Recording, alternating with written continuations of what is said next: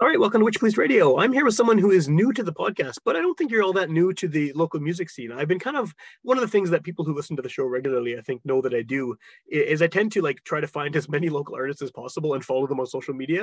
And I've definitely seen, shows and live footage and covers and things popping up on this guest's social media feeds. And so the reason I reached out now is because you have a new single that I think is a very exciting thing to discuss. So I think before we get into any of that, the best way to start it off is if you want to introduce yourself and just give a bit of background about what it is you do as an artist. Yeah, for sure. So my name is Natalya. I am a reggae dancehall artist. I'm actually first generation Canadian. Both my parents are Jamaican.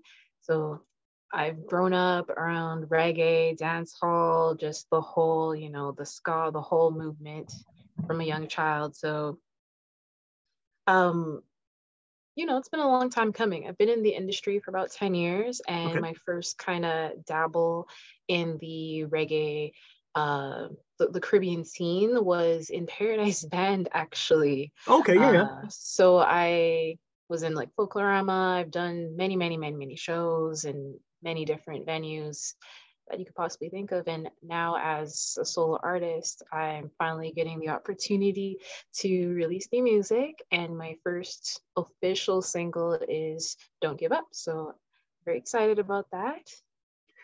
When did you make the decision to go the path of being a solo artist? Like, had you always wanted to do that? Was that always something you had aspired to do? Yes, because I've always wanted to be like an international artist, and I knew there were limitations with being in the band because it was just like a different direction than where I wanted to go. Yeah. I wanted to get away from like, doing cover songs and stuff like that. I actually went completely solo, I would say in 2013, I think it was. Um, I got a really good opportunity at one point to open for like Beanie Man, where Oh, I cool. kind of started going solo, and then that summer from then I went completely solo, and it's been really good. It's been a great experience. I've met like a lot of people. I've got to work with a lot of people, musicians. So I'm very grateful that I made that decision, as Yeah. scary as it was at the time, but it was definitely the right path. Well, that's a long time to be working on this and to finally release your first single now. So, what was sort of the why now? Why did you feel like this was the time to kind of put yourself out there in a much more, I guess, uh, not serious, but a more sort of official way in that you have this single that now people can hear on, wherever they get their music. Opportunity. I just did not have the opportunity. It was just like work, work, work, work, work. So finally, all that hard work has developed into something that I can finally say, like, this is mine. I put in the hard work. This is what I'm producing, Yeah. to let people know, like, I do take this seriously. And this is just one of the many songs that I've written throughout the years. And I can't wait to just start letting them go and releasing them. So I'm enjoying the process, as slow as it is. I am enjoying the process, and I just can't wait to continue to release good material that people enjoy, and hopefully, they can vibe with the message or they can relate to it. So that's what I'm working hard to do, and yeah, so far the feedback's been good. Was there a lot of decision making in terms of picking which song was going to be your debut single, or was this always the song that you knew was going to be the one to put out there? Well, I had wanted actually a different song to be out, but I'm still working out some kinks with that. I just want to make sure that one was really good. And then this one, it made sense based on like just the environment we're in right now. It's post COVID Yeah. for now, and it As just far as people we know, just yeah, yeah. people just they need that uplifting vibe, and it was just the perfect song. And I'm very happy that this ended up being the first official release too. So um I wouldn't take it back. Cool, cool. What's the reception been so far? I mean, I know it's only been a few days, when we're talking from when you released the single, but it's I was watching one of your Instagram videos. It looks like you've got a pretty significant amount of plays so far for something that just came out. Yeah, I was shocked. I mean, my no laughing, but my YouTube subscribers, because it's my first song. I'm only at 33, and there's over 1,000 views in 5 days, and I was just like, wow. Um, it's been very good. people have been messaging me saying they love the positive vibes. I've been told that my song will be playing on the radio in about 2 weeks in Vancouver. Cool. I got radio stations in Florida that want to play my song, and it's just, Manitoba Music reached out to me and told me that, they're gonna put my song on their Spotify playlist. So I'm like, the vibes and just the response for the community within Manitoba and the community abroad has been like really, really good. And I'm just so thankful because it's just something that I hold so dear to my heart. And I'm glad that it's being received well.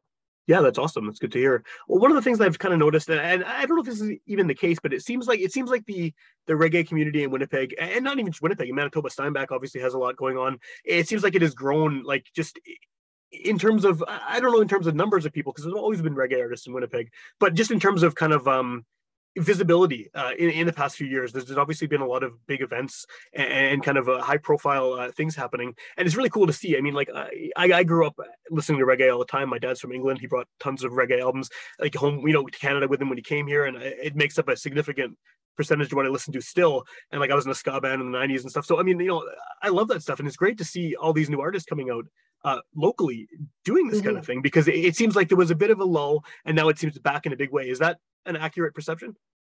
Oh yeah, it is the perfect season, and I think that's why I've gotten such like a good response. Yeah. It's like people are just hungry for like actual reggae, so it's really nice. Like I'm glad that it's working out that way. So definitely yes.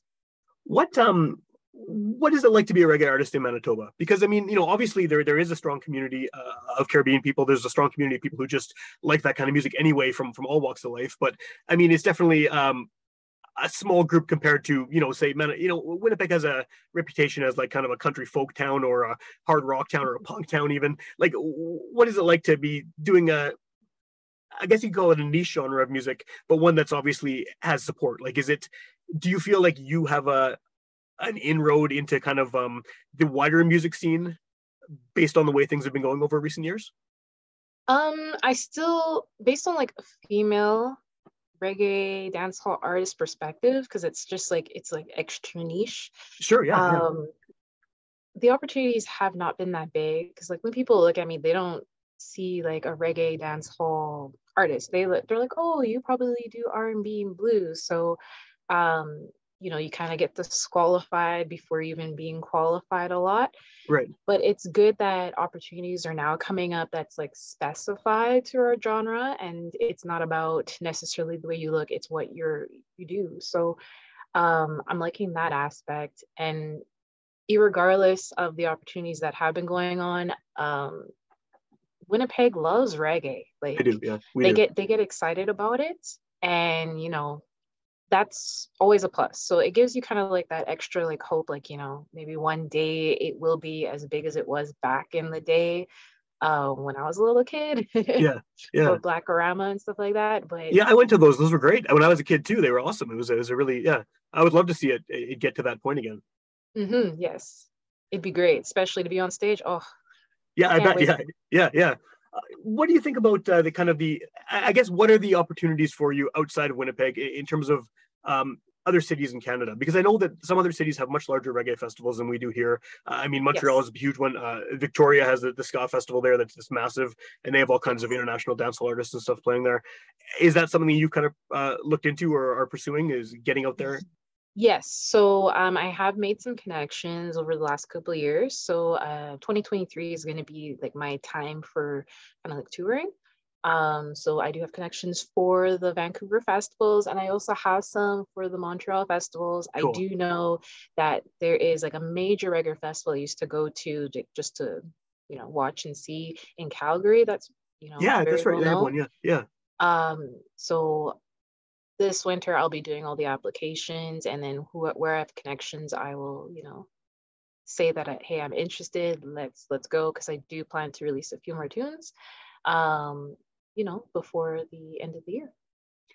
stylistically, where do you think that you fit in? Because I mean, I feel like reggae is one of those genres where it's such a huge umbrella genre, and there's so many subgenres and styles within that umbrella that are completely different from each other. I mean, you can have someone playing, traditional ska and have someone doing kind of 21st century dancehall, and they're just like night and day, right? So where do you? I mean, this song you have out now has a very roots kind of vibe to it. Yes. Where do you feel like you fit in, sort of within the genres that make up reggae?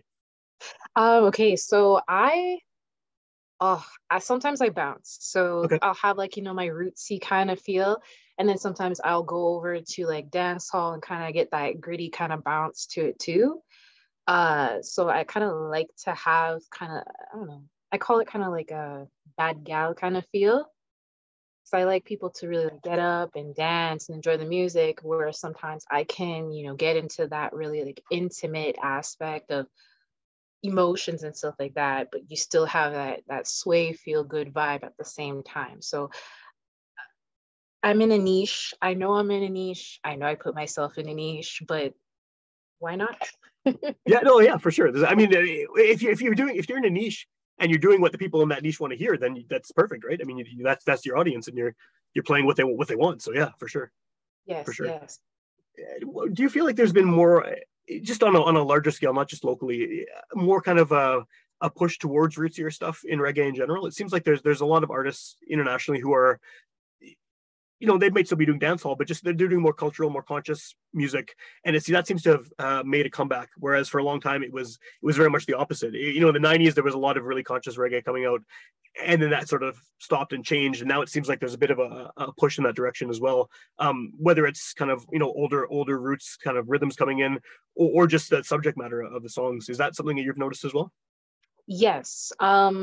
Like again, like I said before, I was born in the 90s. So Okay, I yeah, grew up on like the roots and culture, music, dancehall, as I grew up, that became a thing. But I feel that the roots cultural reggae is just more marketable internationally. You're more likely to get on the radio too, sure. just because there's a lot of things that are happening in dancehall right now that's just rated R, and Yeah, yeah, um and you know p- parents don't want their children listening to that, and that's just not the type of music I I do. yeah, If it is a yeah. dance hall style, it's not rated R. Yeah. Oh, yeah. I know what you mean. Yeah, I have some records that I would not let my teenage daughter listen to, but like some of my dancehall records I have for sure. Yeah, there's some subject matter on those. Yeah, I know what you mean. Yeah, and I guess there's also more of a universal appeal to the root stuff too, because that's the kind of the style that's gone in more internationally, and it's not as much specifically cultural language and things like that. It's more kind of understandable, I guess. I hate saying that, but it's more sort of the message is easier for anyone to grasp, whether you're in It's Germany or in relatable. Canada, yeah, yeah, or Jamaica Yeah. or anywhere, yeah, yeah, Yeah, people want to, especially nowadays, people really want to connect. They want to be like, feel like they're a part of what's going on or what stories being told, or they really just want to connect with your journey through music. So it's kind of hard to do that with a rated R dancehall yeah, tune. definitely. Yeah. When you eventually get touring and things like you said, next year is kind of going to be your year for things like that. Are you going to be doing it with a live band or just backing tracks, or have you figured that out yet?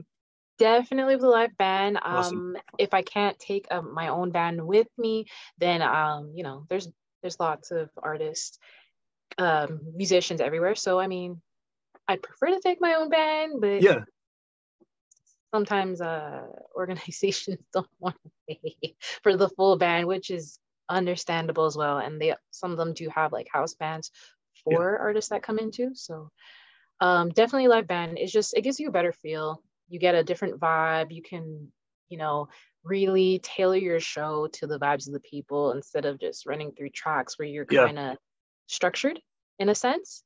Well, you can play So off the audience's feeling too, right? The way that they're reacting to songs, yeah, like you said, you can tailor it and kind of go with the ups and downs of how they're responding. yes, and then it's a different experience. Like it's a completely different experience that tracks cannot always, it just can't come compared to. Do you have a pretty solid live band that you've used like a lot locally? Yes, yes. They're called the Vibes Band. So I use them a lot locally. Very solid, great group of individuals to work with.